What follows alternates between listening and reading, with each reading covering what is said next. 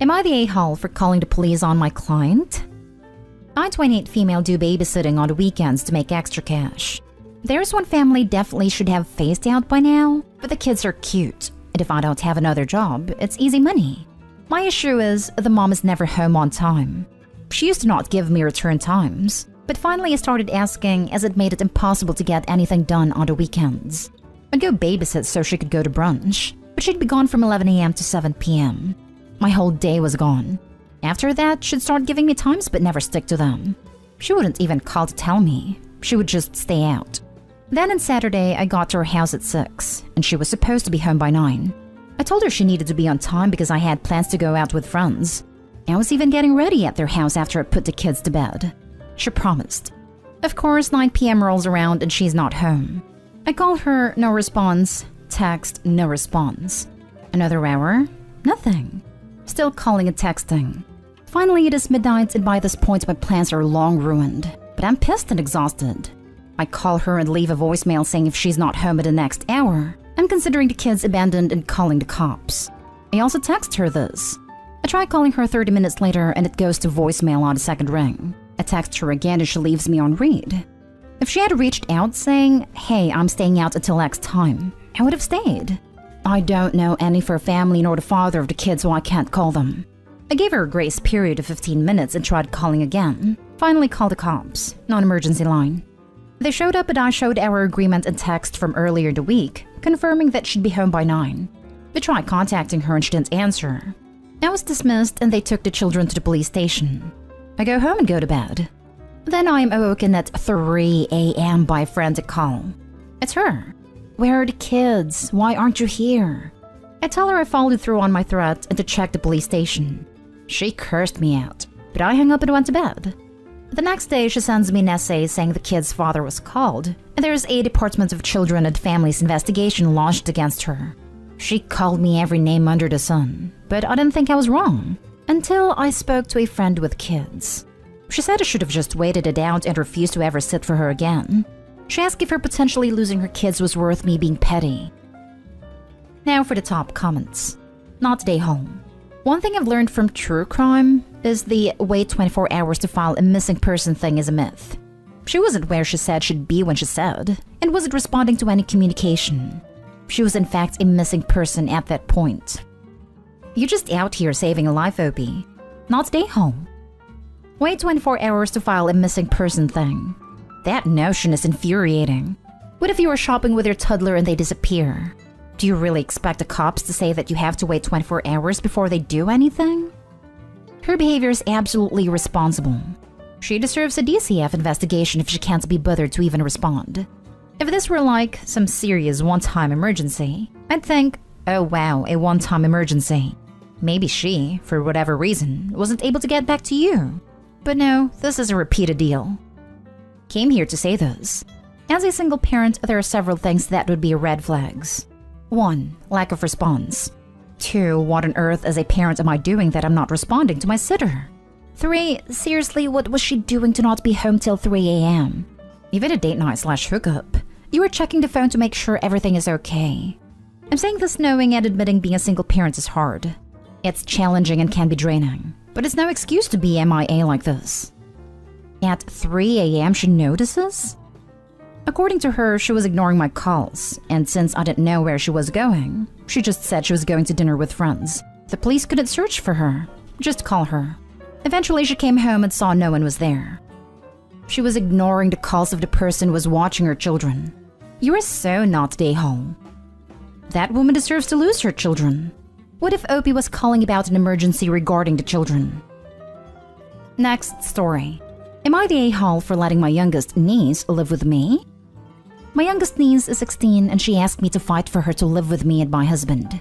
My husband was on board, so I did, and it pissed my sister off. My niece is the result of an affair my sister had while she was married to her other 3 kids' father. When my sister's ex found out, he left her. And my niece's father didn't want to be part of her life either, so she was left with my sister. 3 siblings who resented her because of how she was born, and I believe for a few years at least that her mom's ex should still be responsible for her. When she was 6, he told her if she ever spoke to him again, she would be sorry, that she was disgusting and not his problem to deal with. My sister has never given my niece the love she deserves. She always expected her just to be happy, to feel loved and wanted, despite most people not wanting her and making it very loud and clear for her. They fought a lot the last couple of years, an account of my sister not understanding why my niece was making such a big deal out of everything.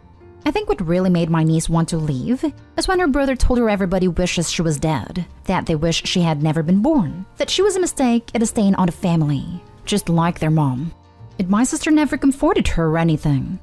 Like I said, my sister is now mad, and some of the family judge me for taking her from her mom when she's doing her best. And part of me wonders if I may have made things worse. It's hard for me to see it that way, but with my family saying what they are, I feel like I need to know. Not today, Hall. That poor child is innocent. Your sister is horrible, and her affair partner is a deadbeat. Who cares if your sister is pissed? She screwed up her own life and the lives of her children. Your ex-brother-in-law is also an A for making threats and saying horrible things to a 6-year-old child. Take her and give her the love she needs. They punished her for being born. They don't deserve to even talk to your niece. Your sister isn't doing her best. At best, she's being neglectful of her daughter. Everyone in her immediate family that should love her doesn't. She's completely innocent of her parents' affair. Your sister probably just doesn't like the idea of the image of having her daughter live with you. Oh, hell no. Not today, Hall. I will never understand how a bunch of adults can be that cruel to a child for something that could never be their fault. And I can understand the pain from being cheated on. But to threaten a 6-year-old like that? You really have to be special kind of messed up. Seems you are the only one that actually cares about that poor girl. Please protect and love her as they all should have all this time. Yet you read that all the time on Reddit. Some poor kid is born as the result of an affair, and some people blame the kid. For what? Being born? It's the height of cruelty and makes no sense whatsoever. Not today, Hall. Your sister sucks, and your niece is lucky to have someone who loves her and willing to support her. She's being mistreated in that house. Why do children always seem to be getting punished for an adult's decision? Because the adults are awful people who don't own up to their mistakes and would rather shift the blame. Next story is titled, Am I the a-hole for not taking my niece and nephew out on Halloween? I, 32 female, work as a paramedic and work 10-hour shifts. We are short-staffed at the moment, and I am working the overtime that is given. My niece, 4 female, and nephew, 5 male, are all set and ready for going out on Halloween. My sister and brother-in-law work different hours, and will reach out to me if I am available. Halloween is coming up, and they are traveling Saturday for a funeral and will be returning Monday. They did ask me if I could watch them, and I told them that I was working a 10-hour shift Saturday. Sister and brother-in-law think I work too much and don't spend a lot of time with the niece and nephew. Niece and nephew will be staying with our parents. 3 coworkers called out for Sunday and they filled 2 of the slots, so I told them that I would take/cover the shift for Sunday.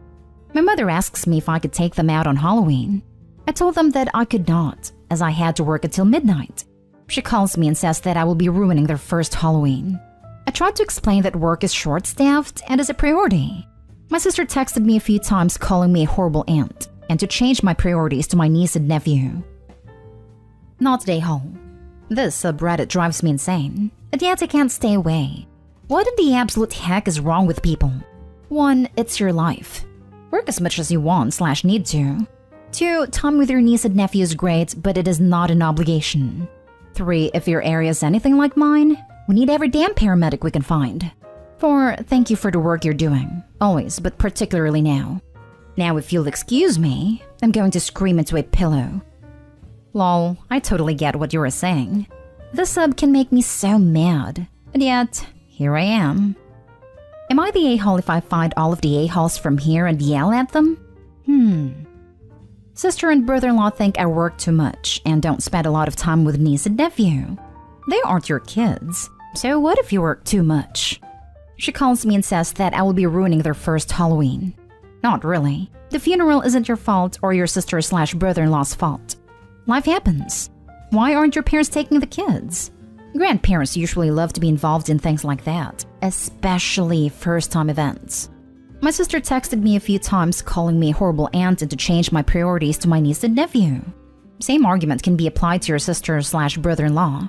They should prioritize their kids' Halloween experience over a funeral. Exactly. Like, if my brother decides to have kids, I should use that to determine my career choice? Obviously not. I'm the only one of my siblings to have kids and I have never asked them to babysit. They didn't choose that. It's awesome when they spend time with my kids since my kids adore them, but it's not an obligation. You have work. It's important to work, but that doesn't even matter. Also, you could have plans and those plans could be staying home alone, and it's still okay to say no. Why can't your mom take them? Also, why is a 4-year-old and a 5-year-old having their first Halloween this year? I like the part about how your sister and brother-in-law think you need to spend more time with their kids. Translation? They want more free babysitting. These aren't your children, nor do they need to be your priority. They sometimes call me right in the middle of the shift to watch the kids. Next story. Am I the a-hole for calling CPS and the police on my friend? This happened a few weeks ago and I'm wondering if I'm the wrong. I, 24 female, have a now ex friend, 20 female, who I call Susie, who's got a little boy, 3, who I call Timmy. A few weeks ago, she came to my apartment asking if I could watch her son for a bit, and I said no because I was busy. An hour later, she came back asking again, and I said yes, but only for an hour. So me and Timmy are having a fun time playing when she came back asking if I could watch him for a few more hours. I said fine, because he's a lovely boy, and I had a time. 2 hours passed and I called her to know when she's picking him up. No answer. I texted, I called numerous times with no answer. When I get a text on my way, 3 to 4 hours passed, she still hasn't picked him up. No calls, no text, nothing. Also, Susie's an addict. Now I'm mad because Timmy misses his mama and started getting fuzzy. So I called her again and again, but I just get a text back just a few more minutes, which was a total lie. I put Timmy in bed because now it was getting close to midnight, when I got a call from Susie asking if it's possible to leave him here for the night, and she would pick him up in the morning. I said no, because I didn't have anything for a night for him, like clothes, and said you have to pick him up now. She didn't show up, but I got a text from her promising me she would pick him up early in the morning, which surprised she didn't. Now I'm really pissed because I felt used. I called her 40 times and sent 50 text messages with no response. So I called the police asking what I could do, and they called CPS asking me for the whole situation. Afterwards, CPS called Susie's mother, who came to pick him up. An hour after her mother came to pick up Timmy, I got a call from Susie saying she's on her way. I told her everything, and she called me a witch and an a-hole for doing that to her. My grandma said I did nothing wrong, but a few mutual friends said that I am. So am I the a-hole? Edit. I have to say that I texted her saying that I will call the police if she doesn't answer me. Also, I suffer from depression and PTSD. I'm good with kids for a few hours, but that was too much. It's her child, her responsibility. If she's not providing adequate care, that's her problem. I wonder if her mother cut her off on babysitting for similar reasons. That poor baby. I'm so glad that the authorities have her flagged now. It's not okay to abandon your kid with someone who has not consented. Literally, what else were you supposed to do? She lied to your face and abandoned her kid. You made a right call. Not today, home. Hopefully the kid can go live with his grandma. The mom sounds awful. And yes, she used you as a free babysitter so she could go and do her own thing. She didn't ask her mom to take care of the kid for a reason. You agreed to babysit for an hour, not an entire day. The situation requires the involvement of CPS. Now for the last story. Am I the a-hole for rubbing a painful truth in my parents' faces? My half-sister got married in July, and my family was all there. Me and my brother and sister didn't really want to go, but our parents made us. We didn't want to go because the 3 of us always felt like our half-siblings, half-sister is 27 and half-brother is 24, didn't really want us around. My parents always dismissed that. Mom said she knew her kids and that, of course, they wanted us around. We're their family. It was actually fights between me and them because I said at 17 I should have the choice not to go, and they disagreed.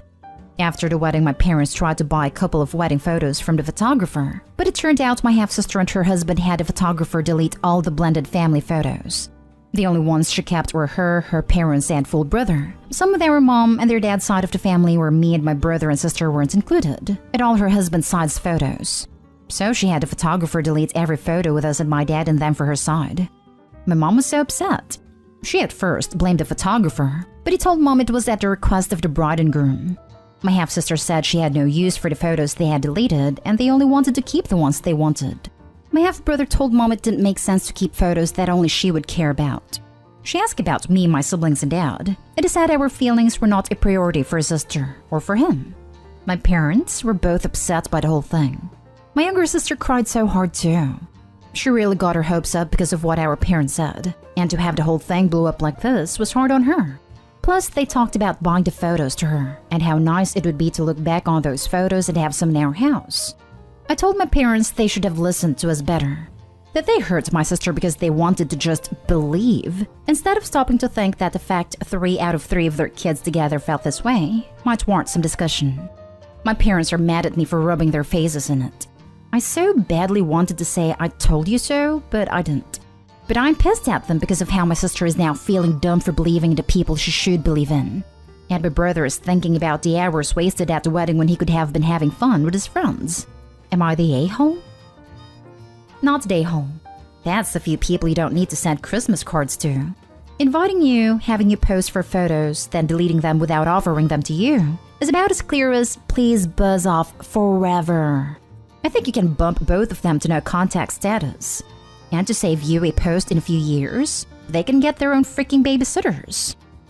I think it's better to keep contact, so that when they need something in a few years, you can tell them your feelings are not my priority at this time. Oh yes, the pettiness of the long game. If they can stand the additional headache this event will inevitably bring up in the next months and years, I definitely have Opie and siblings hold on as low contact, before mic dropping and Moon walking away into no contact. Your parents have been idealizing their family dynamic. In denial. They now know that you're right and are acting out in heartbreak. Not the a-hole. Your parents were optimistic and your half-sister was just mean. To think that someone would behave in such a spiteful way on her own wedding day is sad. At least when any one of you 3 gets married, if you do, or with any other social events, you can dispense with having your half-sister around.